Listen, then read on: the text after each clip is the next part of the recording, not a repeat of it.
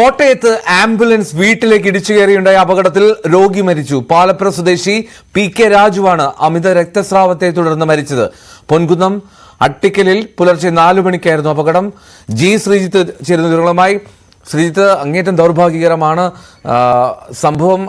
എങ്ങനെയാണ് അപകടം സംഭവിച്ചത്? പുലർച്ചെ 4 മണിയോടുകൂടിയായിരുന്നു എൽദോ ഈ അപകടം. ഈ പാലയിലെ ആശുപത്രിയിലേക്ക് അതിവേഗം പോവുകയായിരുന്നു. ഇതിനിടെയാണ് നിയന്ത്രണം വിട്ട് അവിടെ വഴിവക്കിലുണ്ടായിരുന്ന അട്ടിക്കലിൽ വഴിവക്കിലുണ്ടായിരുന്ന വീട്ടിലേക്ക് ഈ വണ്ടി ഇടിച്ചു കയറുന്നത്.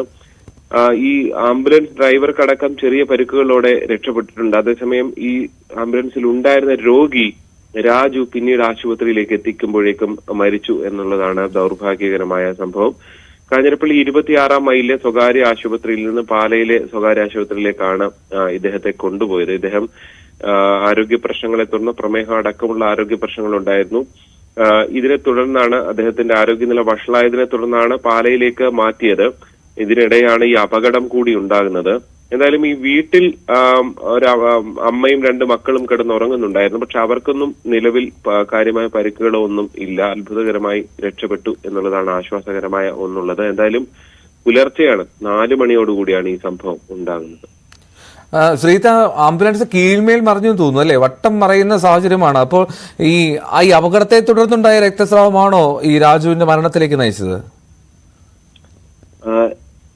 എന്നാണ് ഇപ്പോൾ മനസ്സിലാക്കുന്നത് എൽദോ. കാരണം അത്രയും പുലർച്ചെയുണ്ടായ സംഭവമാണ്, അത്രയും വലിയൊരു അപകടമാണ്. വട്ടം മറിഞ്ഞു എന്നുള്ളത് തന്നെയാണ് പറയുന്നത്.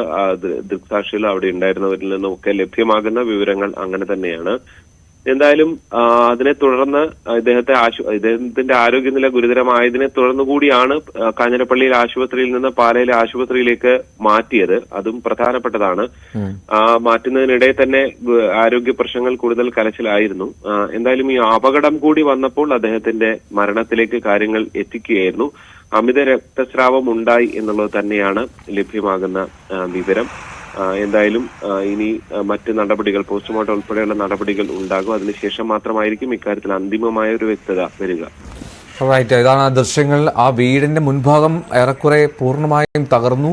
ആ വീടിനുള്ളിൽ ഉണ്ടായിരുന്നവർ സുരക്ഷിതരാണ് ഭാഗ്യവശാൽ. പക്ഷേ ആ ആംബുലൻസിൽ യാത്ര ചെയ്തിരുന്ന രോഗി രാജുവിന് ദാരുണാന്ത്യം സംഭവിച്ചു.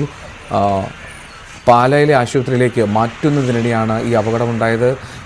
ആംബുലൻസ് ആ വീട്ടിലേക്ക് റോഡിൻ്റെ വശത്തോട് തന്നെ ചേർന്നാണ് ആ വീട്ടിലേക്ക് ഇടിച്ചു കയറുന്ന സാഹചര്യമായിരുന്നു. പുലർച്ചെയുണ്ടായ അപകടമാണ്. എന്താണെങ്കിലും അപകടത്തിൽ ഒരു മരണം സംഭവിച്ചു എന്നുള്ളതാണ്. ഡ്രൈവർ സാരമായി പരിക്കേറ്റിട്ടില്ല.